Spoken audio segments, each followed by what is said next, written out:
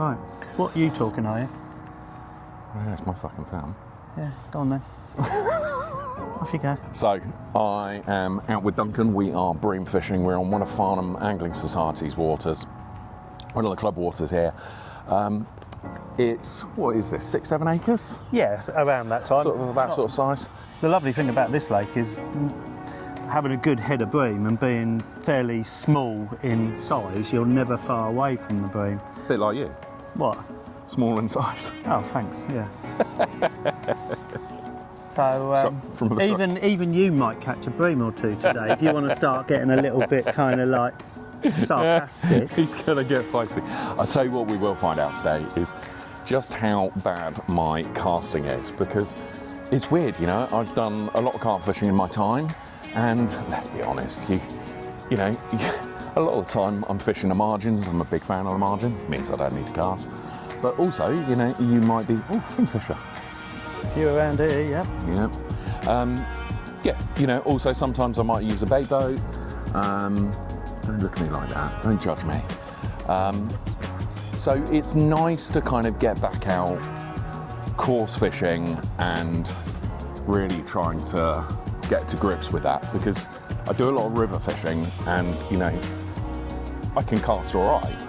I can cast accurately at short distance. The challenge is going to be casting at, what wraps are we going to be fishing at? 14 wraps. 14 wraps. 55 yards sort of distance, but the difference is the rods, you know, you've got a lot more bend in your rod, a lot more flex there. Trying to line it up on the far bank and just being accurate is, if you haven't done it for a little while, it's all right once you're doing it all the time, you just understand and you get into the swing of it and the routine. But I think, you know, I know what to do, but I'm not sure that I'll be able to do it, so that'll be interesting. And yeah, it will definitely take me a while, because it's been 6 months since I've been out on a Stillwater with my course rods, and that's definitely going to be my biggest challenge, I reckon. Yeah. But good thing here is we've got a good head of bream, so you don't have to be bang on the money, but obviously by being accurate, you know, if you do go home and it's a tough day, you know you fished well, but even if you're a little bit off the mark, you should be able to catch a few bream out of here. Yeah, well, let's give it a go, see how we get on. I'll see you by the rods and hopefully see you with some fish a bit later on. Yeah, although conditions could be a lot better, couldn't they? They could be. Very little wind. It's very little wind, and it is mild, but there was a frost this morning. And a load of rain last night. And a load of rain last night. So any more excuses that we can pile in there, we're going to dump them on there now. I've just given you my cast. And basically, what we've established is that I'm a terrible angler and the weather is not ideal. So let's see how this works out. We'll give it the best we got. Yeah, we'll do our best, because he turns out he's actually a really good angler. So, you know, I've increased my odds by 50%. You move your hand, it looks like you're picking the nose. Right, so you'll probably see Duncan casting away in the background. There he is. He is just feeding up his swim. Whilst I was getting the camera gear all set up, so hopefully I'm going to persuade him to come over here in a minute and lob a few out of my swim, because first thing we're going to do when we're bream fishing is just get that swim activated. So we're going to get probably 10 to 14 big feeder loads out there. What we've got some Robin Red Method Mix on Duncan's recommendation. It's my first time fishing down here. We're on one of Farnham's waters. I've got some dead maggots, again kindly donated by Duncan. Got a few 3mm swim stim pellets which I'll pop in there as well.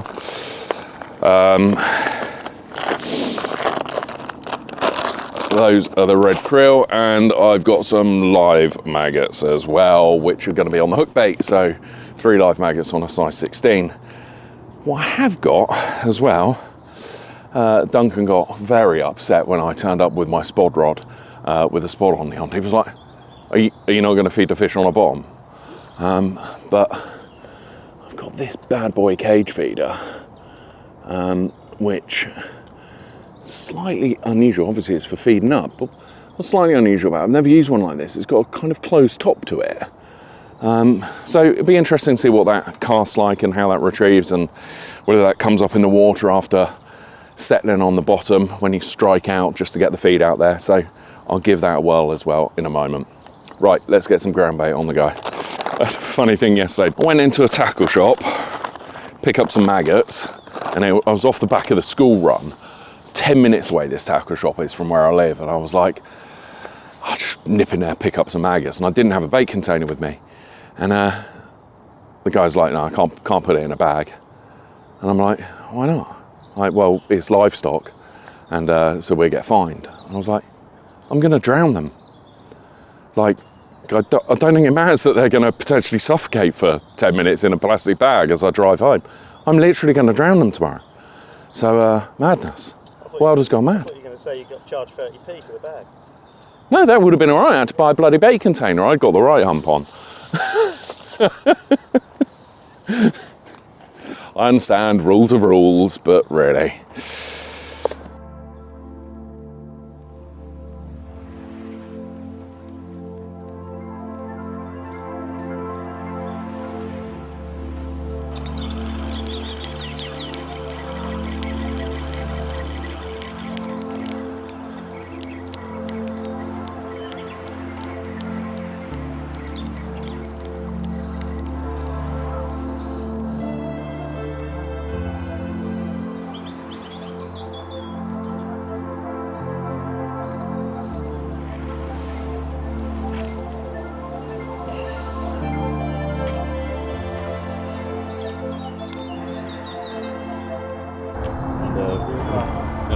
Hello, mate. Come on.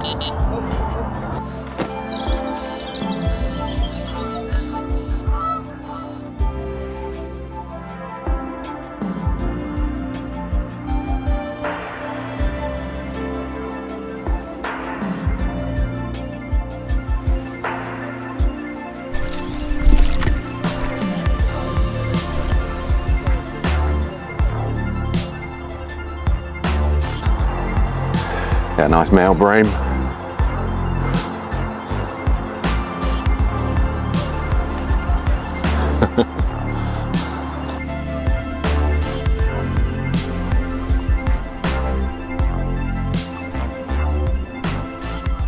In about what, an hour now? Probably 90 minutes, and that's the first bite I've had. South looking rigs, pick the rod up nightly. You did run for it. I didn't.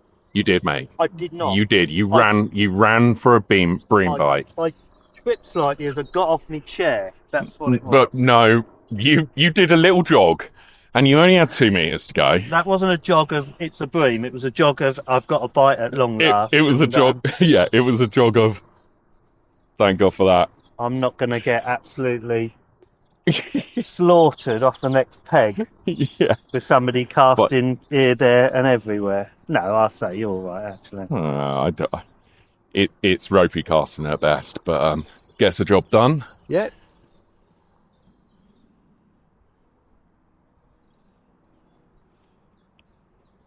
Never tell how big they are. You can't, can you? No, sometimes, well, you can tell when it's a 15 because the head shakes are unbelievable head shake. But in here, we've had fish to nearly 11 pounds. So sometimes, but you know when it's not a bream like you had, James, when the actual fish goes left or right and starts. Yeah. Bream, literally, they come in on the same plane.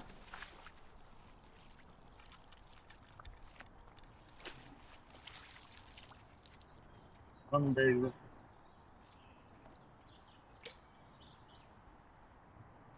It's really nice. You can come down and catch, you know, fairly biggish bream during the day.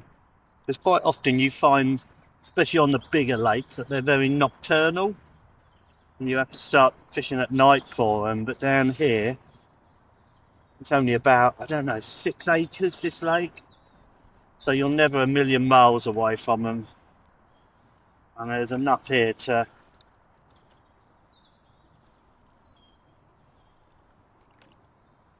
Lovely. I like the tactic of having a really small net to make the fish look bigger. Absolutely. I ought to try that, mate. Yeah. This one's got all the spawning mark. Look how lightly the hook that is. That's why you don't give them too much pressure. Normally, your rigs, you get them nailed right in the bottom lip. So obviously, that's not the best hook hold, but a little micro-barbed hook just gives you that little bit of security. And as you can see, all the marks on a... Yeah, all the barnacles. They barnacles, is that what they're called? Tubicles, yeah. So yeah, not barnacles, they're on boats, aren't they? Yeah, tubicles. What they say is the mouth, which this probably, well, it's going to be the mouth. They get them all over and come really, and they rub up against the female to get her turned on. Is that what you do?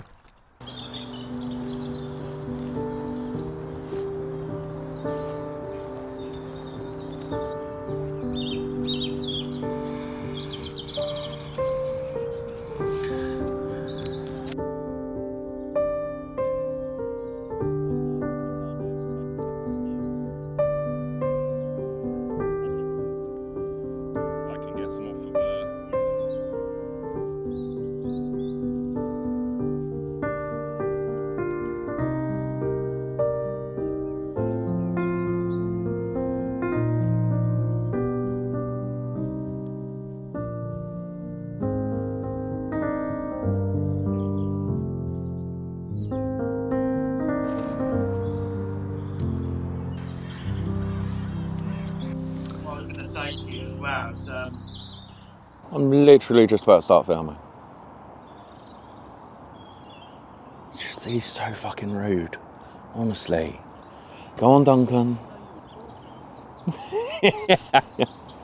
Yeah, go on, buddy. What?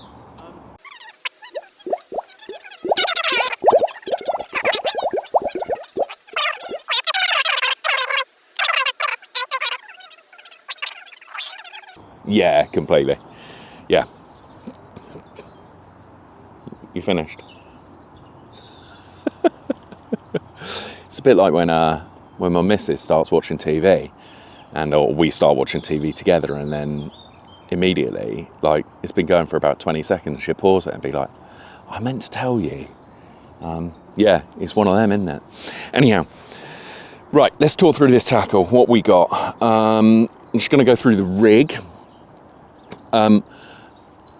Duncan and I are fishing cage feeders. The one he is using is more of the traditional kind of flatbed feeder or cage feeder with a weight on the back, or he's off. This one that I'm using is a Preston Innovation one. It's 55 grams, and what you can see is you've got the weight wrapped around the bottom like that.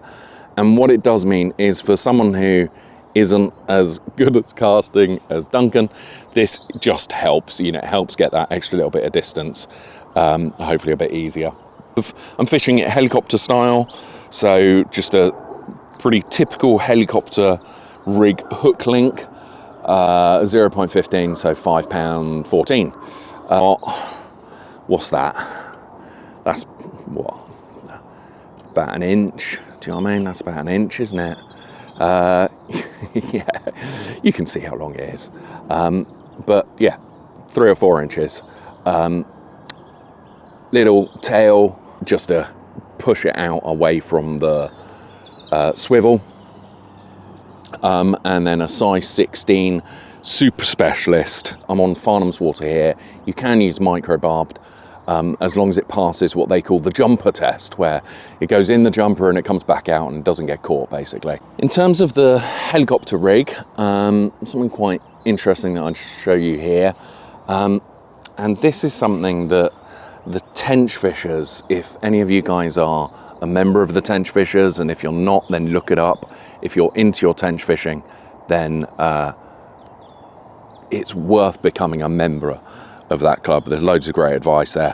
This is a heli rig that is made up of the bank tackle bead, and this bead has one fixed bead on one end, or one bead head on one end, and then another bead that comes off. So if I just try and demonstrate that here, if I just move those float stops out of the way, or stops out of the way.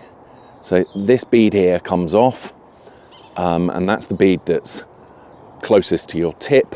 And the idea is that if there ever was a snag, a snap off, that this bead can run right over the top of that float stop, and it just passes cleanly over the top. And the swivel, which is a size 11 quarter swivel that I'm using there, but I mean, you've loads of different ones that you can use, and then can just pass straight over the top. So if a fish were to get tethered and there was a snap up, the idea is that they can, with a little bit of force, pull that bead off, and then they will just have the hook length, and they won't be towing around something like that behind them. So that is the mechanics of that. Go and have a look at the Tench Fishers YouTube channel, and you'll find more information on that. Pat Dower, who is the chairman, I fished with him last year for 48 hours, and he and his members are doing lots of work on fish safety, and it's really interesting. So kind of if in doubt, then might as well play safe. Because you can see, can just twizzle nicely around. You can just put that on there lightly. A lot of people cut these down. I have actually cut that down a little bit. The one thing I would say that I did notice is that it is slightly tapered. So if you cut it down too far, then it actually is going to lose that property of being able to come off really easily enough, or it's certainly going to change the properties of how it works. So a bit of experimentation required there. And then finally, just to attach my feeder, I have got another quick change. I think this is a, it's either a Drennan or a Coram, I can't remember, but a simple quick change there with a sleeve that goes over the top, and just allows me to change the size of that. So if I want to get more feed, obviously I can put a bigger one on, and less feed, I can put a smaller one on.